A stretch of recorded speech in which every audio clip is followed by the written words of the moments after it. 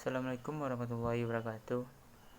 Perkenalkan, nama saya Aldi Agus Putra dengan NIM 19087057 dengan mata kuliah aplikasi ilmu melatih.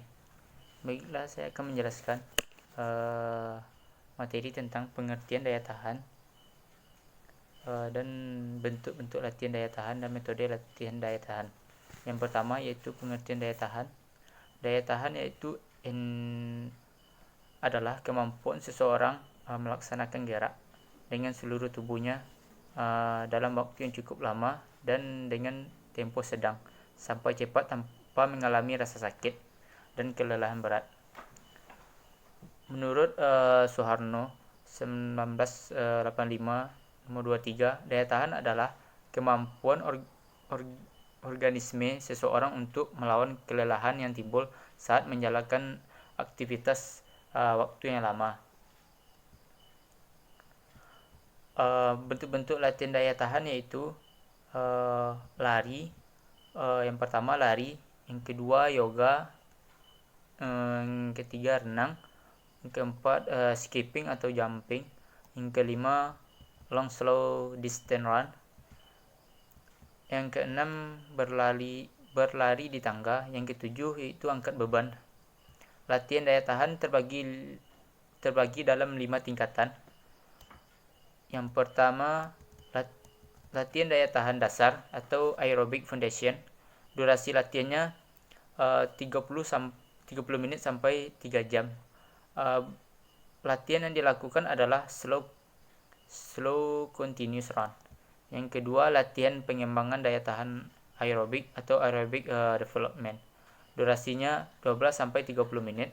Bentuk latihannya yaitu tingkatan ini adalah speed fly.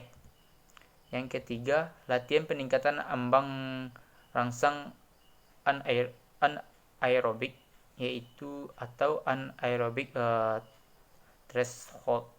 Durasi latihannya yaitu 2 sampai 12 menit. Bentuk latihannya yang dilakukan adalah interval training.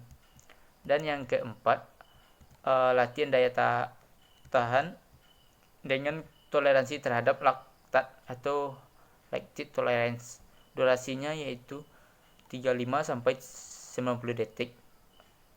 Bentuk latihannya biasa dilakukan bergerak cepat dengan gerakan yang sama dan latihan speed, agility and quickness. Yang kelima, latihan daya tahan aerobik maksimum atau maksimum aerobik. Durasi latihannya 5 menit. Bentuk tingkatan latihannya adalah gerakan siklis atau gerakan yang sama dengan jarak mencapai 1600 meter. Yang ketiga, metode latihan daya tahan. Metode yang pertama yaitu metode durasi.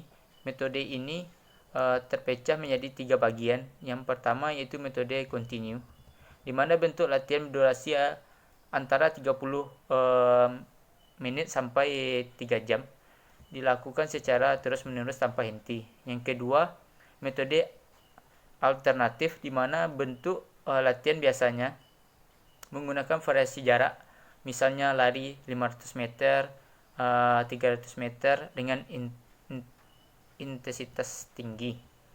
Dan yang terakhir, metode fartlek. Biasanya bentuk latihannya dilakukan adalah speed play atau bermain dengan kecepatan, misalnya 100 meter, lari 100 meter, jalan 50 meter, kemudian lari lagi 100 meter sesuai dengan jarak waktu yang ditentukan. Yaitu yang kedua, metode interval. Metode ini kita perlu tahu untuk waktu yang maksimal kita dalam menempuh jarak. Contohnya, seseorang pelari memiliki waktu maksimal larinya 400 meter dengan waktu 60 detik. Dengan mengetahui aksi maksimalnya seseorang pelari tersebut, kita dapat menentukan intensitas atau tingkat kesulitan atau waktu yang dijalankan ketika latihan. Metode interval terbagi menjadi 2, yaitu intensive interval dan intensive interval. Intensive interval volume latihan metode ini besar dan intensitas latihannya rendah, berkisaran 6 sampai 80% dari hasil maksimal. Yang ketiga yaitu metode repetisi.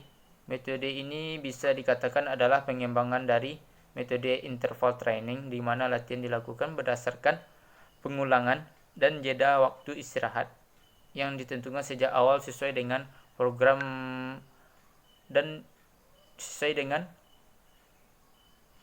program latihan dilakukan berdasarkan pengulangan dan jeda waktu istirahat yang ditentukan sejak awal sesuai dengan program latihan yang akan dijalankan dan direncanakan.